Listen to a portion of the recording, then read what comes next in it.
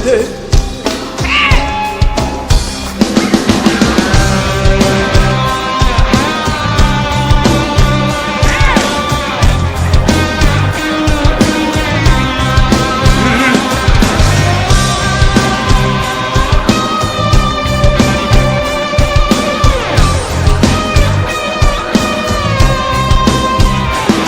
Он был старше ее, она была хороша, в ее маленьком теле гостила душа. Они ходили вдвоем, они не ссорились по мелочам. И все вокруг говорили, чем не муж и жена. И лишь одна ерунда его сводила с ума. Он любил ее, она любила летать по ночам. Он страдал, если за окном темно. Он не спал, на ночь запирал окно.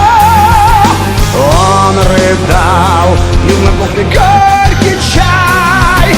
Час, когда она летала по ночам, а потом поутру она клялась, что вчера это был последний раз.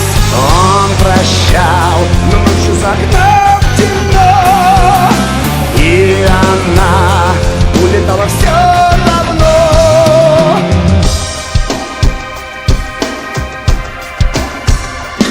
А он дарил ей розы, покупал ей духи, освещал ей песни, читал ей стихи. Он хватался за нитку, как последний дурак.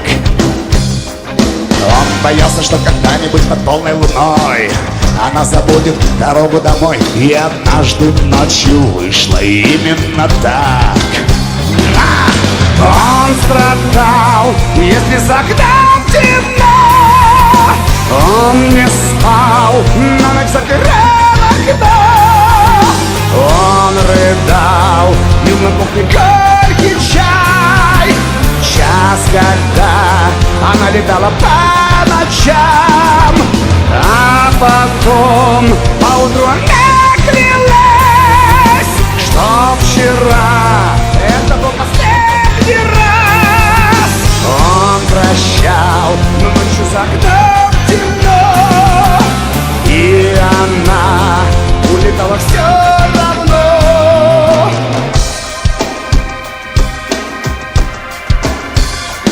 И 3 дня, и 3 ночи он не спал и не ел. Он сидел у окна и на небо глядел. Он твердил ее имя, выходил встречать на карниз.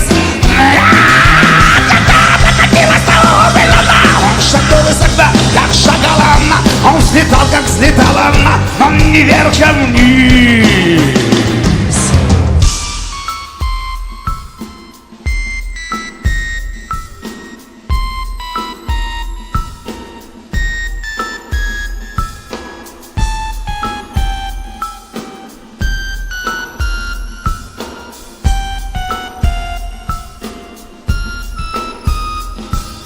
Он страдал, если за окном темно.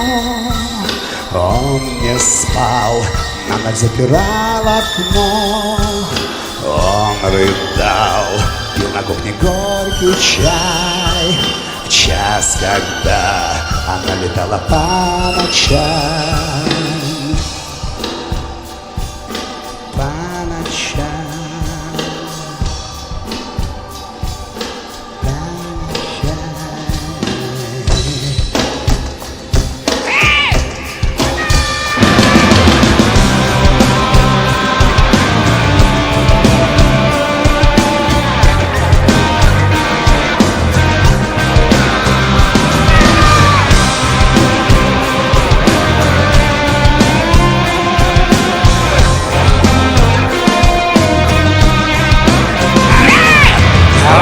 Страдал, если за окном темно.